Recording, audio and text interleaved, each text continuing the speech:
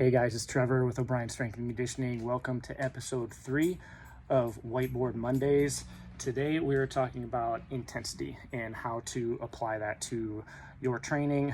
This can even be applied into a rehab setting. It's something that I've been doing as an athletic trainer, trying to get better outcomes with the patients that I work with, as I see that a lot of times rehab exercise are underdosed and the intensity isn't quite high enough to get the adaptations that we want. So this can be applied to in a rehab setting, but also just in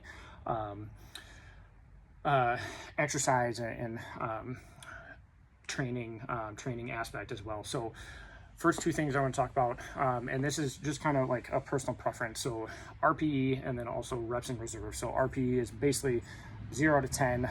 It's a rate of perceived exertion. So how hard did you feel like that exercise was? And based on your goals, the RPE has to be a certain amount in order to get those adaptations that you want. So RPE for a hypertrophy exercise, I have written down here reps in reserve, but for a hypertrophy exercise, let's say we're doing tricep push downs, that RPE should feel like a 9 or a 10. So a 10 out of 10 is you cannot do any more repetitions of that. So that is what muscle building, that's what hypertrophy has to be like. You have to be pushing close to, or if not to, failure with those. Reps in reserve is basically the same thing, just kind of the opposite scale. So for that same tricep push down exercise, it's going to be pretty much the same idea. You have 0 to 1 rep in reserve. Aston, enough. This is reality for you. We're not all perfect. So, and then I also have broken down here your under strength, hypertrophy, and endurance, the repetitions that you want to be doing, the sets, and then the rest periods. Those are often missed, but rest is important. That's what replenishes our ATP. That's what allows us to continue to hit the rep ranges that we want, are those rest intervals. So we want to make sure that we're adding those in, or at least following those to a certain degree. So with strength exercises, let's say you want to improve your absolute strength with the bench press or with the back squat or with the deadlift, your repetitions, that is a much higher intensity, and so your repetitions are going to be lower. So if you're training for strength, your rep ranges are from 1 to 5. It doesn't have to be higher than that. Any higher than that, you're going to be working on muscle building or endurance or your work capacity. And you're going to run the risk of injury because that intensity is going to be so high and you're trying to grind through more repetitions. So keep your reps low, 1 to 5. Sets for that, 4 to 6. Rest periods are basically full. So upper body typically recovers a little faster because there's less weight involved in that. So you don't have to rest quite as long. That could be for 3 minutes.